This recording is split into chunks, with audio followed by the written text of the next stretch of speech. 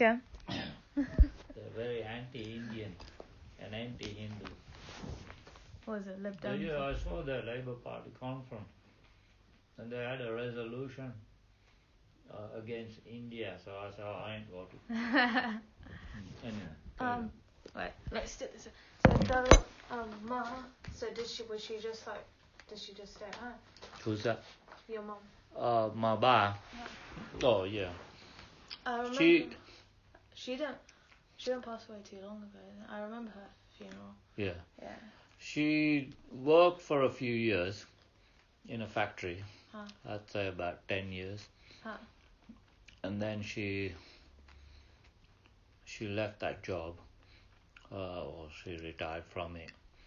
And then she became a widow, so No. she just got widow pension after that. What was your relationship like? Would you say your relationship is better with your mum or your dad? More with my mom. Yeah. Because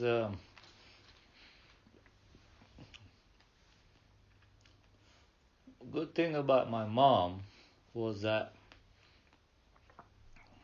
after my dad died, she was a rock in the house. Huh.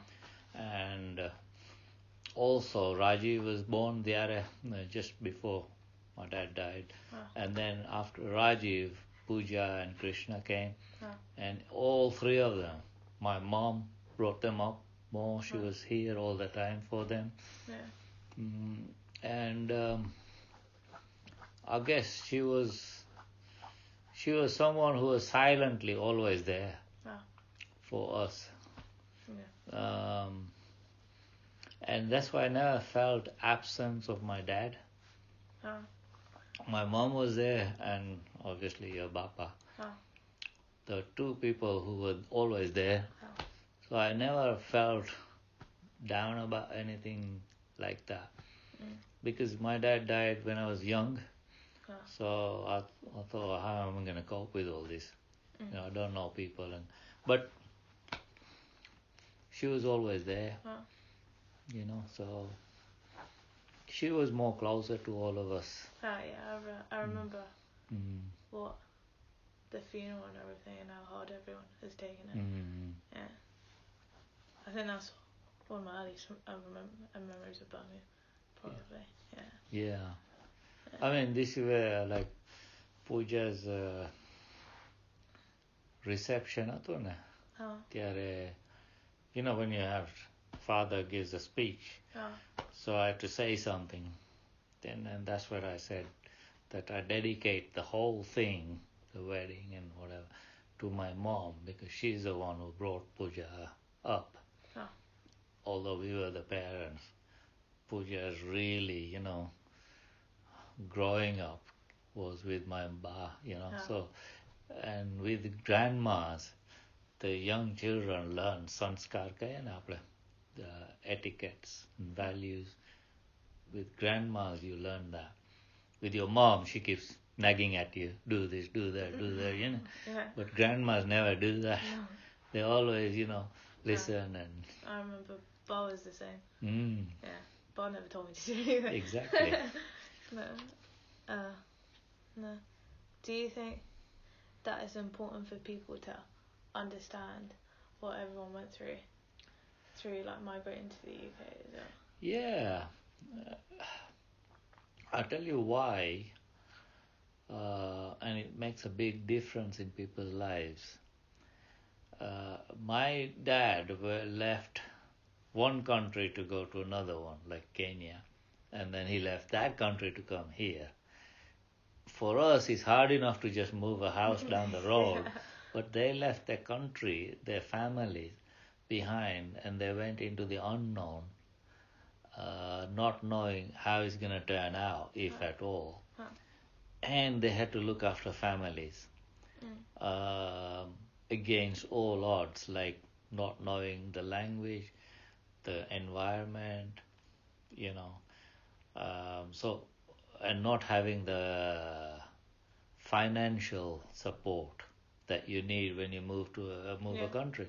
So they went through a big struggle, which even I would say we wouldn't be able to do. I don't think we could do that ever. I mean, we moved house twice now, and each time I thought I'll never want to do that again. You know? Yeah, no. So their struggles adds value in our life. You know, you appreciate what they did to get us where we are now, our comforts chair. We are here only because of their struggle. That's true. You know. Yeah, because I found that a lot of, like, when people ask me why I picked this topic, it's like, because, like, no one talks about it or no one knows. Like, no one my age knows about it. So, like, it's sort of a thing that's sort of forgotten. Like, you forget that someone had to come here for us to live. Yeah, and I'll give you an example is, like, in India, in Modwara, where we all live together. The comfort was there. Okay, it would be hard work going to the fields and, you know, and working, but all the life's comfort was there. Why would they want to leave that to go to Kenya? It was like a bit of a jungle in those days. So, but they left to make a better living out of it. So once they went there, they decided to come here. Why would they want to leave Kenya, which you can see from the photo? They were having a great life there. And people still say, Kenya ma hatu evu kyain nathi. So why would they want to leave that to come here? Because of education. They wanted us to be educated. I know in Kenya, a lot of, like, Gumbos and, like, Gujaratis were quite rich there because they had, like, a lot of companies. Yeah. But then when they came here, they were poor. Poor, yeah. I mean, some of them left all their companies and all that. But they had to, in Uganda, when Idi Amin forced them out, they had to leave. These wealthy people came here with no money, not a penny in their pocket. They were given some allowance by the government here to survive. But those same people, they use their head and now they've got big businesses now here. So, but I always say that our parents made the sacrifice so that we can progress. And so if we did something for our children, it was not a big deal. Now, you know, like educating Rajiv and Krishna and Pooja and yourself, it's not as a big deal as what our parents did for us. You know, they did a tremendous amount. Yeah, but it's also what you, as children, had to go through as well was difficult as well.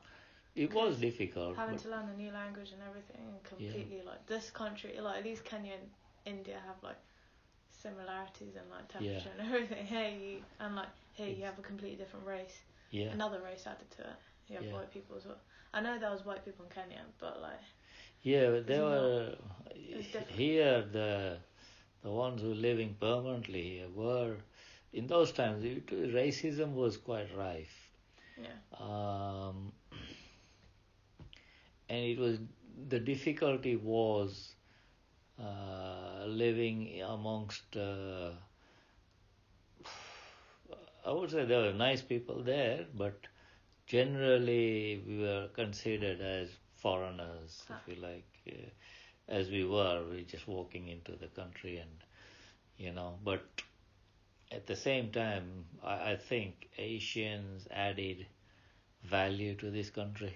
You know, we played a bigger part building this country, you know, than the general public, more than the average public, because we got educated and we went into jobs, although highly paid, but we weren't draining the state, we were actually giving back to the state more.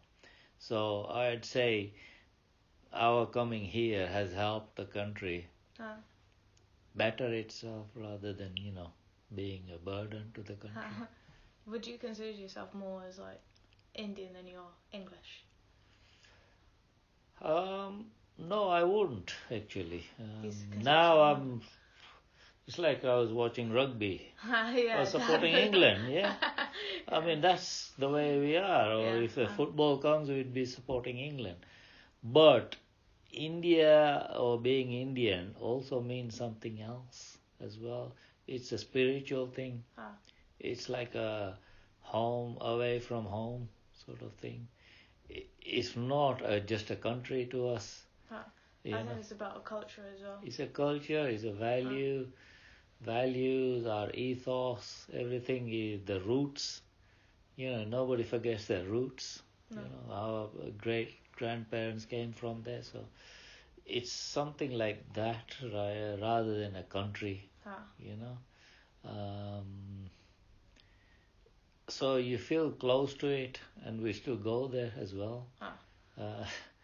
It's like the Jews feeling for Israel, even if they've never been there. It's like a bit like that. So yeah, I understand what you mean. But I think that's pretty much everything. Yeah.